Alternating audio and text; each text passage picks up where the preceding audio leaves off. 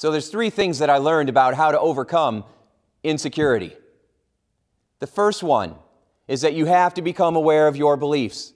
Your beliefs drive your actions. And most of our beliefs are unconscious. They were installed in us when we were little. And most of us have no idea what those beliefs are that are still driving us. There's people that are 65 years old that are still being driven by that one childhood belief that, I got to be a member of the Clean My Plate Club. Anybody ever have that one? Sure you do. We're driven by these childhood beliefs. And it's time to have a garage sale. You have to discover what beliefs are serving you and what ones need to be donated, which ones just need to be thrown out.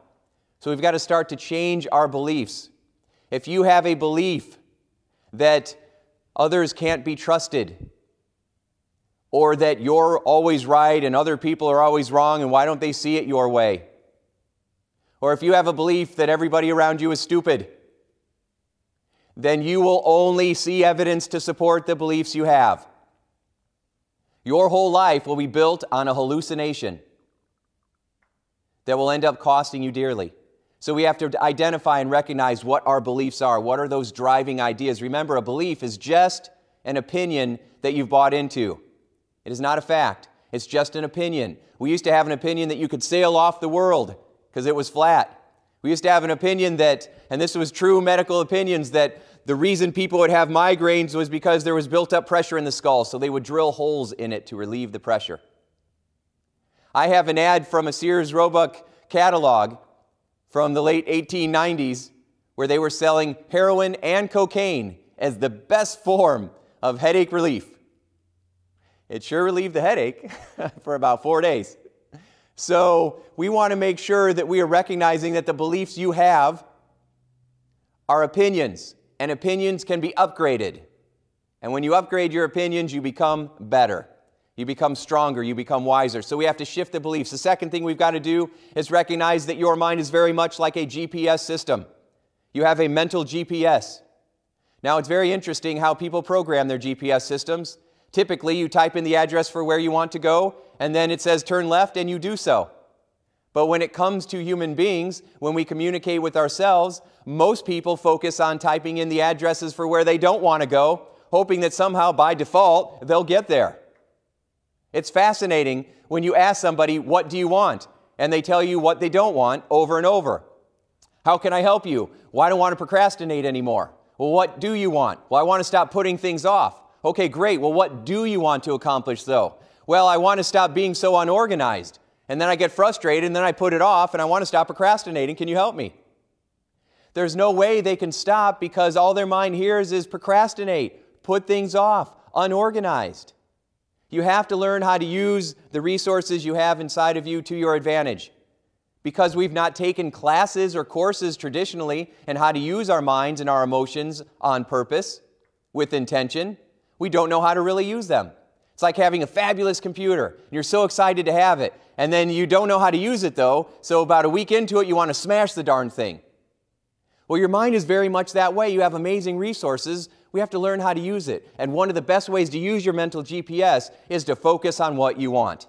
Focus on the outcome you want. Focus on whatever it is that you want, and then once you understand what it is, take that first step forward. You don't have to know all the steps. Take the first step forward. And guess what happens? When you take the first step forward, the next step appears. Turn left here. Then you turn left. Go down 100 feet.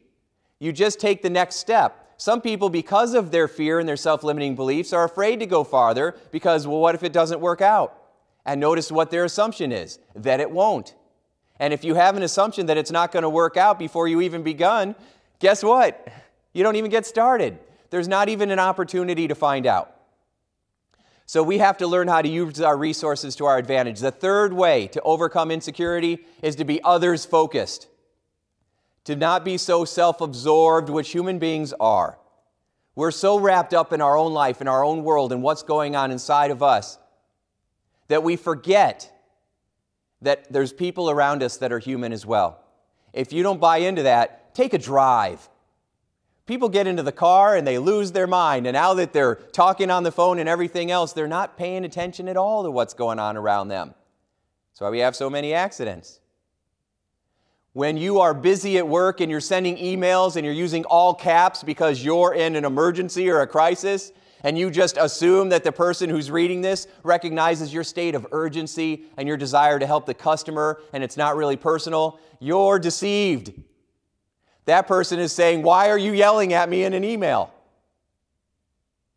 So we need to be others-sorted, where we're focusing on seeing other people as humans with feelings and emotions instead of obstacles, nuisances, and situations that have to be dealt with. And this evening, ladies and gentlemen, we're going to dive deep.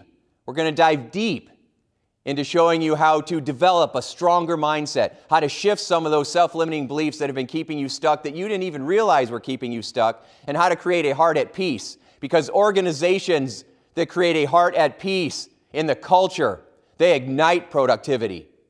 They ignite a sense of meaning and significance in the people that are a part of that organization. And together, they make a big difference in the world.